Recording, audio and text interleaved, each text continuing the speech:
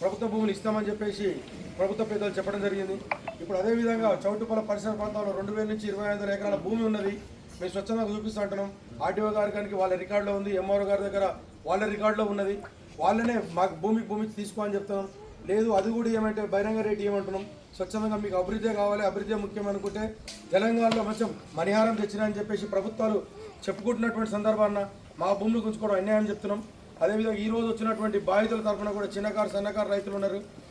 RTO గారు కానీ RI కానీ ఫీల్డ్ మీకు వచ్చినప్పుడు ఎంతోమంది హార్ట్ అటాక్ వచ్చి చనిపోయినటువంటి రైతులు కనుక మేము కూడా బలత్కారం చేసి ఉంచుకోకూడదని చెప్పేసి ఈ సందర్భంలో ఆర్టీఓ గారికి కూడా ప్రత్యేకంగా తెలియజేయడానికి ఈ ప్రత్యేకంగా ధర్నా పెట్టడం జరిగింది. ప్లాట్ల యజమానులు ఉన్నారు. ప్లాట్లు ఎక్కడో రూపాయి వేసి కూడా పెట్టినటువంటి హెచ్ఎండి వెంచర్లను అందులోకి వెళ్ళి పోతుంది. అది ఎక్కడైతే 20 లక్షలు 30 లక్షల ఫ్లాట్ని 5 లక్షలు 2 లక్షలు 3 లక్షలు ఇవ్వడం జరుగుతుంది. ₹1 కోటి 2 కోట్లు ఉన్నట్టు వ్యవసాయ భూములు ఎప్పుడైతే చిన్ననాటి నుంచి కూడా దాని నుంచి వారసత్వంగా వచ్చినటువంటి భూములు, సెంటిమెంట్గా వచ్చినటువంటి భూముల మీద జీవనోపాధి చేసుకున్నటువంటి భూములు ఈ మహిళలు ఉన్నారు. అందరూ రోజు అదే భూమిలో కూలి చేసుకొని బతికేటువంటి వారు జీవనోపాధి కోల్పోతున్నారు కనుక మేము ప్రత్యేకంగా గవర్నమెంట్ని మరి ప్రాధాన్యపడతా ఉన్నాం. మేము అయ్యా మాకు ఏదన్నా ఆల్టర్నేట్ చూపించమని అడుగుతా ఉన్నాం. మేము ఆల్టర్నేట్ చూపించమంటున్నాం. ఆల్టర్నేట్ చూపించకుంటే మేము మా బతుకులు ఇబ్బంది అయితే రోడ్డు పాలైతే కనుక మేము ఆర్టీఓ గారిని పోవడం జరుగుతూ ఉంది.